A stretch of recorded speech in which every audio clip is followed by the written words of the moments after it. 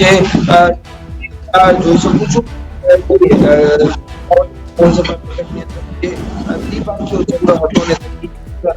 અમારા તમારા ઓડિયોમાં થોડો ડિસ્ટર્બન્સ આવી રહ્યો છે। હું ફરી એકવાર આપની પાસે આવીશ। તો હાલ જે તસવીરો વિસાવદરથી આવી રહી છે તે આપને બતાવી રહ્યા છે।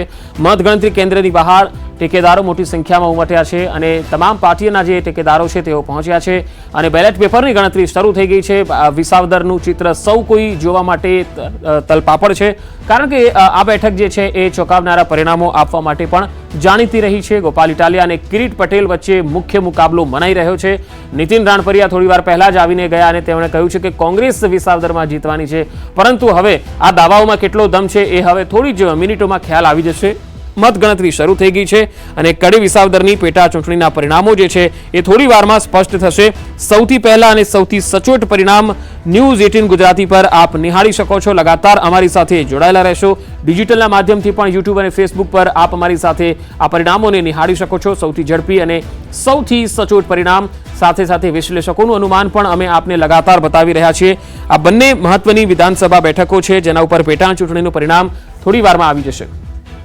વધુ માહિતી સાથે ફોનલાઈન પર અમર બખાઈ જોડાય છે। અમર, હાલ મતગણતરી કેન્દ્ર પર કેવો માહોલ છે? ત્યાં હાલ માહોલ જાણતો છે।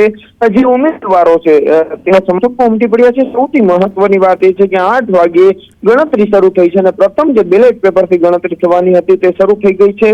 જે બેલેટ પેપરની ગણતરી પૂર્ણ થયા બાદ તુરંત જ જે ઈવીએમ ખોલવામાં આવશે અને તેમાં એક બાદ એક જે રીતે અલગ અલગ બૂથ પ્રમાણે છે તે ગણતરી થવાની છે, જેમાં એક બાદ એક જે ઈવીએમ પેટીઓ ખુલશે ને તેમાંથી જે મતદારો પોતાના જે ચોઈસ કરવામાં આવ્યું છે ને તેનું ભાવિ છે તે નક્કી થશે।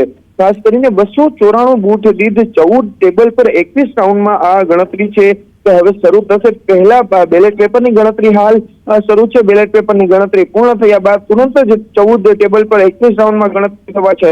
ખાસ કરીને આપણે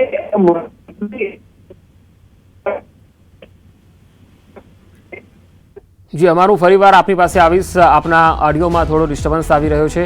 તો હાલ વિસાવદરથી અમે આપને તસવીરો બતાવી રહ્યા છીએ। વિસાવદર હાલ આ બેઠક પર જબરજસ્ત રસાકસી છે અને મતગણતરી કેન્દ્રોની બહાર તમામ જે ઉમેદવારોના ઠેકેદારો છે તેઓ પહોંચ્યા છે।